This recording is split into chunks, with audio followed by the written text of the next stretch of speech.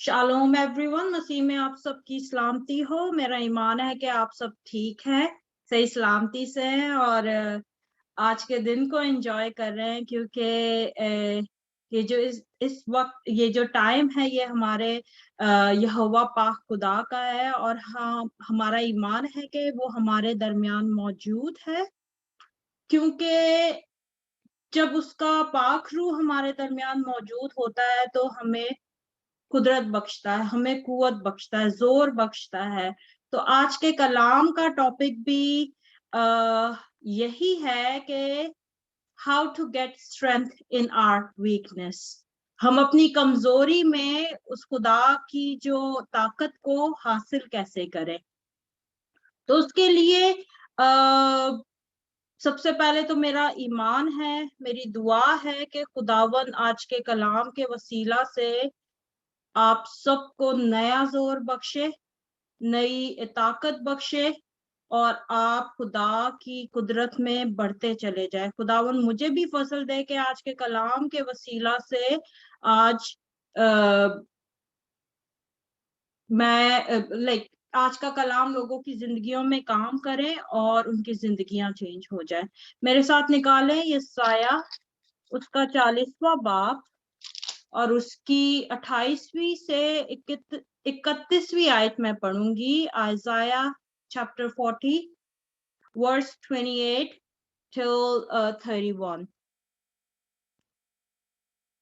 क्या तू नहीं जानता, क्या तूने नहीं सुना कि खुदावन खुदाए अब्दी तमाम जमीन का खालिक थकता नहीं और मांदा नहीं होता। उसकी हिकमत अदारक से बाहर है। वो थके हुओं को जोर बख्शता है और नातवा की तवानाई को ज्यादा करता है।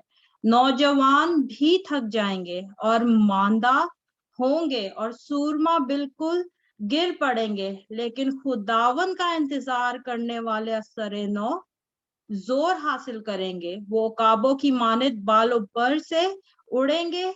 वो दौड़ेंगे और थकेंगे। वो चलेंगे और मांदा ना होंगे। तो सबसे पहले जो खुदावन की कुदरत हासिल करने का जो तरीका है, सबसे पहला जो रूल है वो ये है कि हमने खुदावन का इंतजार करना है। क्योंकि यहाँ पे साफ लिखा हुआ है 31वीं आयत में, लेकिन खुदावन का इंतजार करने वाले असरे नौ जोर हासिल करेंगे। जो खुदावन का इंतजार नहीं करते वो खुदावन का जोर हासिल नहीं करते। क्योंकि हम में से बहुत से ऐसे लोग हैं जो जब टेम्पटेशंस आती हैं उनके ऊपर, आजमाइशें आती हैं उनके ऊपर, तो वो कमजोर पड़ जाते हैं और कमजोर पड़ने के बाद फर्स्ट ऑफ ऑल तो वो खुदा को ब्लेम करते हैं कि किधर है खुदा, क्यों हमारी दुआओं को नहीं सुन रहा, क्यों हमारी मदद के लिए नहीं आ रहा। ये क्वेश्चन होता है, कॉमन क्वेश्चन होता है जो सबसे पहले हमारे दिमाग में होता है कि सबसे पहले मैं तो खुदा के साथ इतना अच्छा चलती हूँ, मेरे साथ ऐसा क्यों हो रहा है। फिर उसके बाद होता है हमारे दिमाग में क्वेश्चन कि और कितनी देर मुझे ये आजमाइशें बर्दाश्त करनी पड़ेंगी, कब तक मैं इस मुसीबत में रहूंगी या इन दुखों को सहूंगी, या मेरी सिचुएशन चेंज नहीं हो रही है। लेकिन यहाँ पे खुदा क्या वादा कर रहा है कि क्या तू नहीं जानता, क्या तूने नहीं सुना कि खुदावन खुदा अब्दियो तमाम जमीन का खालिक थकता नहीं और मांदा नहीं होता। वो कभी भी हमें नहीं छोड़ता, वो कभी भी हमें इग्नोर नहीं करता। बेसिकली वो चाह रहा होता है कि जब हम कमजोर होते हैं तब उसकी कुदरत वो हमारी जिंदगी में काम करे, अपना जलाल हमारी सिचुएशन से जाहिर करे। खुदाउन की हमेशा से ये ख्वाहिश रही है कि वो हमारी जिंदगियों से अपना जलाल जाहिर करे। अगर हम अच्छी जिंदगी गुजारते रहेंगे, कोई प्रॉब्लम नहीं है, कुछ नहीं है, ऐसा नहीं है कि मसीह जिंदगी you know bed of roses है। मसीह जिंदगी बहुत ही कठिन जिंदगी है, बहुत ही ज्यादा मुश्किलों से भरी हुई है। क्यों? क्योंकि इब्लीस हमें रोकता है हमारे निशान तक पहुंचने के लिए, खुदा के जलाल को रोकने के लिए, खुदा के जलाल को लोगों पे जाहिर ना होने के लिए। तो उसका सबसे पहला जो हरबा होता है, हम जब कमजोर होते हैं, सैड होते हैं, टायर्ड होते हैं या ब्रोक होते हैं, तो शैतान का सबसे पहला जो हरबा होता है वो दिमाग में हमारे यही बात डालता है कि क्यों क्यों खुदा ऐसा तुम्हारे साथ कर रहा है, तुमने ऐसा क्या किया है जो खुदा तुम्हारे साथ ऐसा कर रहा है। और फिर वो दूसरा जो क्वेश्चन आपके दिमाग में जो शक डालता है, वो ये डालता है कि और कितना बर्दाश्त करना पड़ेगा, और कितना आपको ये तकलीफ सहनी पड़ेगी, कब तक आखिर। तो इसमें सामिर जो है जबूर नवीस, उसमें भी दाऊद के ऊपर आपको पता है कि कितनी मुश्किलें आई हैं। वो भी खुदा से जबूर 13 में यही सवाल कर रहा है। मेरे साथ निकाले जबूर 13।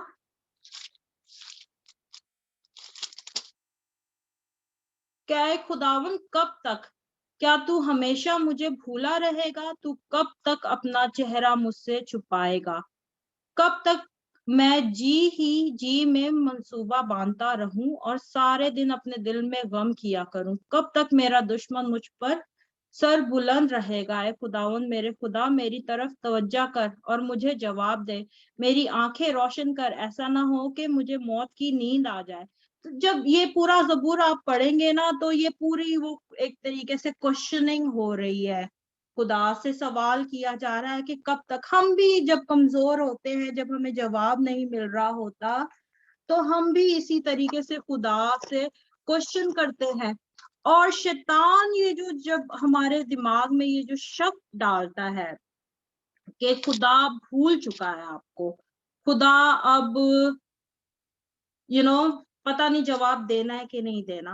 लेकिन जब जब तक अभी हमने पढ़ा है ना, जो खुदावन का इंतजार करने वाले असर नो स्ट्रेंथ पाते हैं, असर नो कुवत पाते हैं।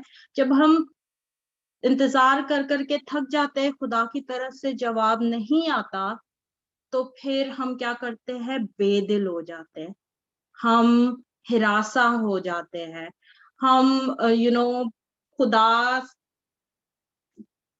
ये इस सिचुएशन को शैतान खुदा के खिलाफ यूज करता है हमारे दिमाग में कि खुदा आपसे प्यार नहीं करता, या आपने ऐसा कोई गुनाह किया है, या आपने ऐसी कोई बात कर दी है, तभी आप ऐसे सिचुएशन में हो, या खुदा आपसे बिल्कुल प्यार ही नहीं करता, ना खुदा ने कभी जवाब देना है। ठीक है, ऐसा बिल्कुल नहीं है, इट्स अ लाई। सबसे पहला झूठ जो होता है, वो शैतान आपके दिमाग में आपको खुदा से बेसिकली दूर करने के लिए डालता है। लेकिन जब हम कलाम को पढ़ते हैं, कलाम में से ये स्क्रिप्चर्स को पढ़ते हैं, यहाँ पर खुदा क्या कहता है? क्या तुम्हें शुरू में क्या लिखा है कि क्या तू नहीं जानता, क्या तूने नहीं सुना? खुदा ने क्या आपको नहीं बताया कि वो आपकी मदद करेगा? क्या खुदा ने आपको ये हुक्म नहीं दिया है कि बेदिल ना हो? जोशुआ को हुक्म दिया था ना कि have I not commanded you, be निकल स्ट्रांग रही थी एंड सना की करेजेस। तरफ। सना के वहां से होते होते मेरा टाइम लग गया। अपना माइक म्यूट कर ले। टाइम गई।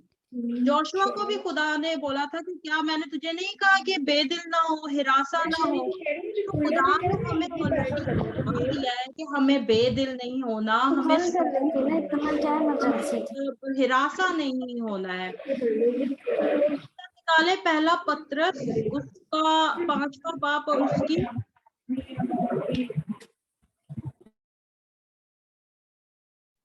Appy, you've been muted by accident. Can you please unmute yourself?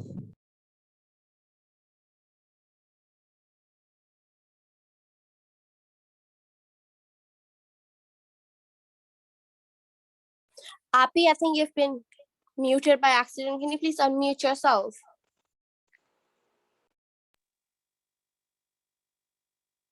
कहाँ तक सुना आपने?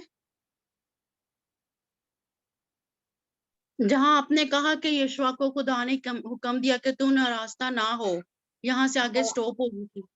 अच्छा, ये खुदा ने ऑलरेडी हुक्म दे दिया, बता दिया। खुदा यहाँ पर आपको कह रहा है कि मैंने तुझे हुक्म नहीं किया, मैंने तुझे बताया नहीं है कि हिरासा ना हो, बेदिल ना हो।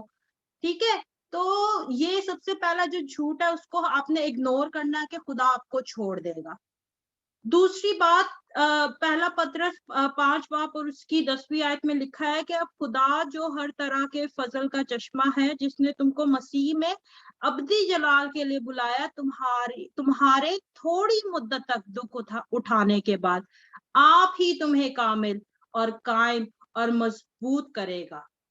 ठीक है, तो थोड़ी सा टाइम होता है जो हम पे आजमाइशों का होता है, जो रासबास गिरते हैं फिर उठ खड़े होते हैं। क्यों? क्योंकि खुदावन का हाथ उनके साथ होता है। और कुछ मसीह पे ईमान रखने वाले कुछ लोग ऐसे हैं, जरा सी मुसीबत आती है, गिरते हैं, फिर खुदा से दूर हो जाते हैं।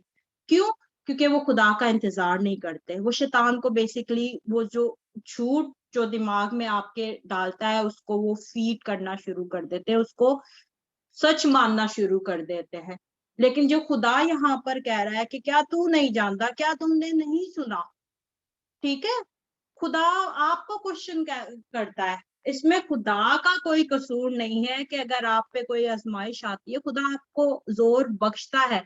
थोड़ी मुद्दत का होता है आपके ऊपर आजमाइशों का जोर, वो फिर उसके बाद खुदा आपको स्ट्रेंथन करता है, खुदा आपको जोर बख्शता है। वो जब आप खुदा का इंतजार करते हैं, खुदा आपकी सिचुएशन को चेंज करता है। कभी कभी आपकी सिचुएशन नहीं चेंज होती, खुदा आपको चेंज करता है। ठीक है, अगर जब आप अपने आप को चेंज कर लेते हैं ना, तो फिर क्या आता है, खुदा आपको और ज्यादा जोर बख्शता है। खुदा आपकी सिचुएशन में आपको पीस देता है। आपके आपके दिल में एक पीस होता है, इत्मीनान होता है कि नहीं, मैंने अपने जिंदा खुदा के आगे, अपने बाप के आगे ये रिक्वेस्ट रखी है, तो वो मुझे जरूर जवाब देगा, भले कितना भी टाइम लग जाए। क्योंकि यहाँ पे लिखा है ना कि वो नौजवान भी थक जाएंगे और मांदा होंगे और सूरमा बिल्कुल गिर पड़ेंगे, लेकिन जो खुदावन का इंतजार करते हैं वो क्या होंगे, उनकी स्ट्रेंथ रिन्यू हो जाएगी। और ज्यादा खुदा उनको फ्यूल अप करेगा, और ज्यादा उनको कुदरत बख्शेगा, और ज्यादा उनको जोर बख्शेगा। वो क्या करेंगे, वो उकाबों की मानद बालों पर से उड़ेंगे, वो दौड़ेंगे और थकेंगे नहीं, वो चलेंगे और मांदा ना होंगे। तो खुदा हमारी कमजोरियों में अपनी कुदरत जाहिर करता है, क्योंकि वो हमें और ज्यादा स्ट्रेंथ देता है, वो और ज्यादा उसका उसका बेसिकली आजमाइश हमें, हमारी हिम्मत से ज्यादा वो कभी भी आजमाता नहीं है, हमें उस आजमाइश में पढ़ने ही नहीं देता। अगर हम ऐसी किसी आजमाइश में पढ़ते हैं तो खुदा हमें निकालने की राह भी निकालता है। ठीक है, फिर उसके बाद एक और क्वेश्चन जो हमारे दिमाग में आता है वो ये आता है कि खुदा कहीं हमसे नाराज है, खुदा हमसे तभी खुदा हमारी दुआओं का जवाब नहीं दे रहा। खुदा हमसे नाराज नहीं है, ना हमारे गुनाहों की सजा हमें देता है, क्योंकि जो खुदावन यीशु मसीह पर ईमान लाते हैं उन पर सजा का हुक्म नहीं है। हम अपनी ही ख्वाहिशों में पढ़कर हम आजमाए जाते हैं। कलाम में साफ लिखा है कि हम अपनी ख्वाहिशों में, फिर ख्वाहिश जन्म लेकर बढ़कर गुनाह को वो देती है, जन्म देती है। ठीक है, फिर हम गुनाह में गिरते चले जाते हैं, फिर और ज्यादा आजमाइशों में पड़ते चले जाते हैं, शैतान और ज्यादा आप पे आजमाइशें लेकर आता है। खुदा कभी किसी को नहीं आजमाता। अगर आप खुदा के साथ सिंसियर चल रहे हैं, खुदा के साथ आपका कनेक्शन है, आप उसका इंतजार कर रहे हैं कि खुदावन मेरी सिचुएशन को चेंज करेगा, शैतान के कहे हुए झूठ जो आपके दिमाग में शक वो डालता है, उस पे आप फोकस नहीं करके खुदा के कलाम पे फोकस करते हैं, जो सच्ची बातें कही गई हैं कि जो खुदा ने कहा है कि मैं तुमसे हिरासा ना होऊंगा, मैं कभी तुमको नहीं छोड़ूंगा। you need to be strong, courageous। खुदा ने कहा है कि वो आपको जोर बख्शेगा। अगर हम ये सारी बातों पे नहीं फोकस करते, बल्कि इस चीज पे फोकस करते हैं कि पता नहीं खुदा हमसे नाराज है, खुदा हमसे नाराज नहीं है। क्यों? खुदा यीशु मसीह के वसीला से। इब्रानियों 4 बाब और उसकी 15वीं आयत में लिखा है, क्योंकि हमारा ऐसा सरदार काहिन नहीं जो हमारी कमजोरियों में हमारा हमदर्द ना हो सके, बल्कि वो सब बातों में हमारी तरह आजमाया गया तो भी बेगुनाह रहा।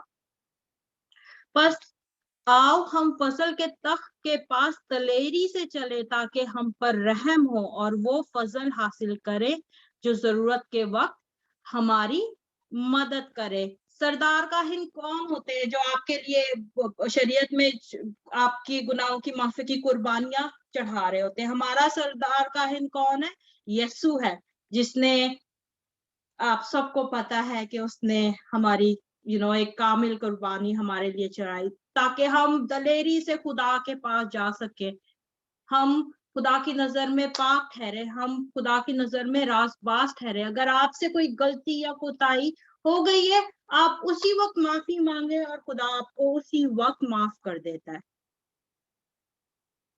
ठीक है, ये बात अपने दिमाग से निकाल दे कि आपके ऊपर किसी किस्म की कोई मुसीबत आई है या आपका कोई काम खराब हुआ है तो वो खुदा की तरफ से बिल्कुल भी नहीं है।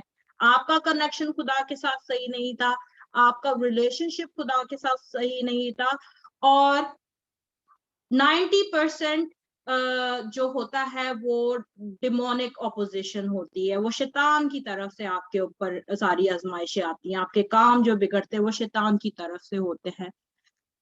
बस आओ हम फजल के तख्त के पास दलेरी से चले, ताकि हम पर रहम हो और फजल हासिल करे। फजल कौन सा फजल? यही फजल के हम उकाबों की माने बालों पर से उड़े। हम दलेरी हासिल करें, हम वो कॉन्फिडेंस हासिल करें, वो करेज हासिल करें जो खुदावन हमें देना चाहता है। वो अपनी कुदरत को हम पे हमारी कमजोरी में हाईलाइट करना चाहता है, वो अपने नाम को जलाल देना चाहता है।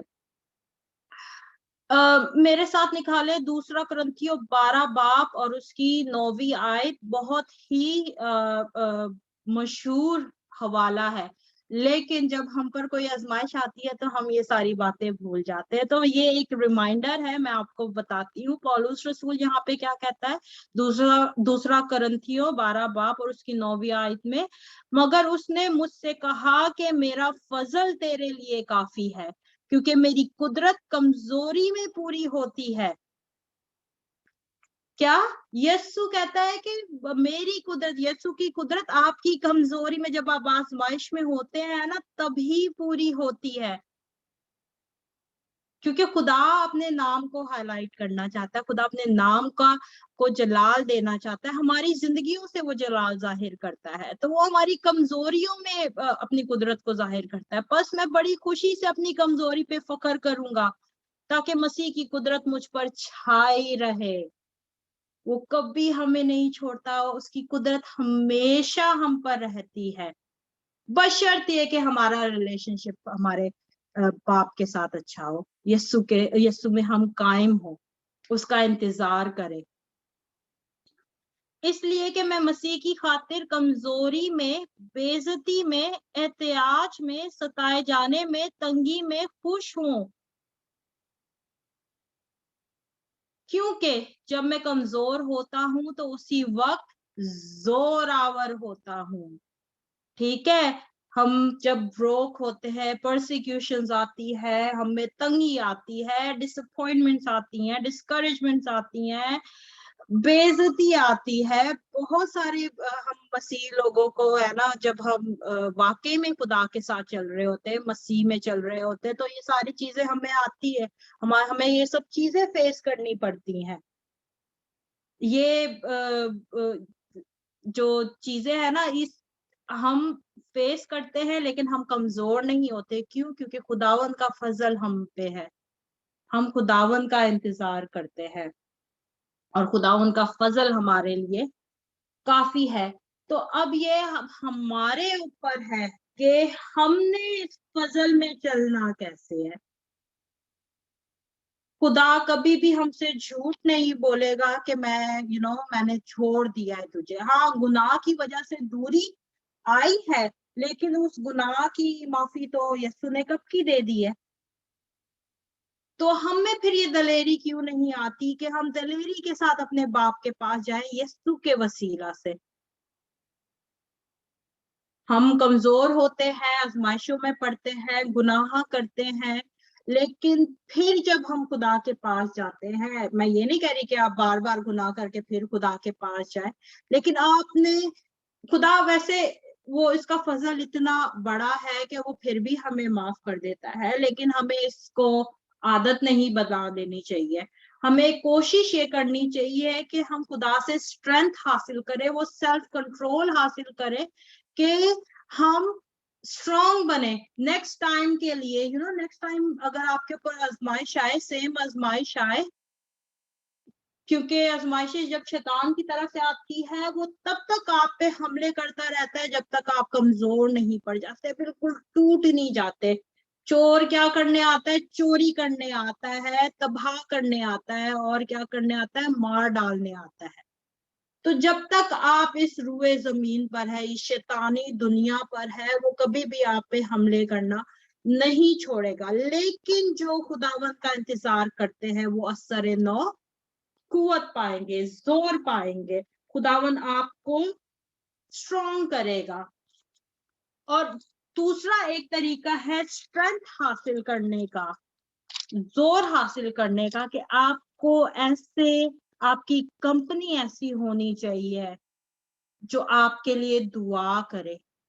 आप जब कमजोर हो तो आप ऐसी, आपकी फेलोशिप होनी चाहिए मसीही लोगों की, रूह से भरे हुए लोगों की, जो आपको स्ट्रेंथ दे, आपको आपको आपकी हौसला अफजाई करे, आपकी कमजोरी में आपकी हेल्प करे किसी भी तरीके से। कलाम के वसीला से वो आपकी हेल्प करेंगे, आपके लिए दुआ करेंगे। तो ये एज अ बिलीवर, मसीह के लोग होने के वसीला से हमें लोगों के लिए दुआ करनी चाहिए, कमजोरों के लिए दुआ करनी चाहिए। खुदा तो नातवा को तवानाई बख्शता है, हमने भी कमजोरों को तवानाई बख्शनी है, क्योंकि खुदा का पाक रूह हम में होकर बोलता है। So we need to pray for each other, एक दूसरे के लिए दुआ करेंगे। इसके लिए एक बहुत खूबसूरत हवाला मैंने पढ़ा था, लूका की अंजील उसके 22वें बाब में और उसकी 31वीं आयत में। वहां पर जब आखिरी फसा के टाइम पर, जब खुदा यसु लाइक सलीब पर सलीब पर मसलूब होने से पहले जब अपने वो शागिर्दों से बात कर रहा होता है, तो पतरस जब पतरस के लिए खुदावन पेशन गोई करता है कि है ना, खुदा को पता होता है कि शैतान इसको आजमाने वाला है, ये काम करेगा। यीशु को सारी चीजें पता थी, क्योंकि वो तो दिल और गुर्दों का जांचने वाला है, उसको सब पता था। लेकिन यहाँ पर यीशु ने क्या कहा है कि शमाउन शमाउन, देख शैतान ने तुम लोगों को मांग लिया ताकि गेहूं की तरह पटके, लेकिन मैंने तेरे लिए दुआ की कि तेरा ईमान जाता ना रहे। जब तू रजू करे तो अपने भाइयों को मजबूत करना। ठीक है, यीशु को पता था कि भले वो खुदा का शागिर्द, यीशु का शागिर्द था, रूह से भरा हुआ था ना, वो भी पाक रूह की हिदायत से ही चल रहा था, यीशु के साथ वो चल रहा था। तो फिर भी वो आजमाइश में पड़ गया, लेकिन यीशु को पता था कि वो आजमाइश में पड़ेगा। तो यीशु ने क्या की? उसके लिए दुआ की। लेकिन मैंने तेरे लिए दुआ की कि तेरा ईमान जाता ना रहे। तो यही एटीट्यूड हमने भी अपनाना है। हमने लोगों के लिए दुआ करनी है, उनको, उनकी हौसला अफजाई करनी है, उनको मजबूत करना है। जब हम अपने एक्सपीरियंस से निकल कर जब हम असर नौ कुव्वत पाते हैं, जब खुदा हमारी स्ट्रेंथ को रिन्यू करता है, अब हमारा फर्ज है कि हम आगे जाके अपने बहन भाइयों को मजबूत करें, क्योंकि यीशु ने यहाँ पर कहा है कि जब तू रजू करे, मतलब कि जब तू वापसी मेरी तरफ लौट आए तो अपने भाइयों को मजबूत करना। तो ये हमारा काम है कि हमने जब खुदा से स्ट्रेंथ हासिल की है तो वो स्ट्रेंथ को हमने खाली अपनी सिचुएशन में नहीं रखना है, आगे जाके हमने अपने बहन भाइयों को मजबूत करना है अपनी अल्फाजों के जरिए, खुदा के कलाम के जरिए। अगर किसी के पास पैसों की कमी है, किसी चीज की भी कमी है, खुदा लोग तैयार करता है आपको आपकी मदद के लिए। ठीक है, तो ये एक स्ट्रेंथ हासिल करने का तरीका है। अगर आप समझते हैं कि आप इतने मजबूत नहीं हैं खुदा में, तो आप ऐसे लोगों की फेलोशिप में बैठे, ऐसे लोगों के साथ बैठे जो पाक रूह की हिदायत से चलते, पाक रूह की फायर उनमें काम करती है, ऐसी फेलोशिप में बैठे ताकि वो आपको मजबूत करे।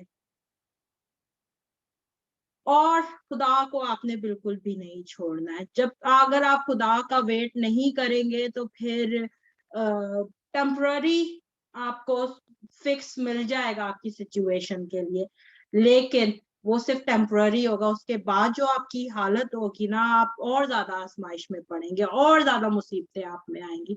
लेकिन जब आप खुदावन का वेट करेंगे तो खुदावन आपको मजबूत करेगा, आपको सिचुएशन से निकालेगा, आपको पावर देगा, आपको अपने पाक रूह से भरेगा ताकि आप उन सारी आजमाइशों पर ओवरकम कर सके।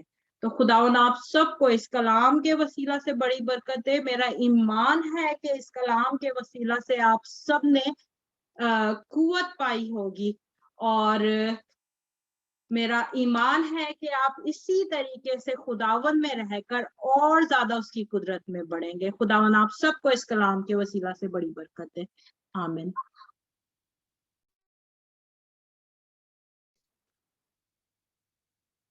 Amen. Praise the Lord. Well done, बेटा।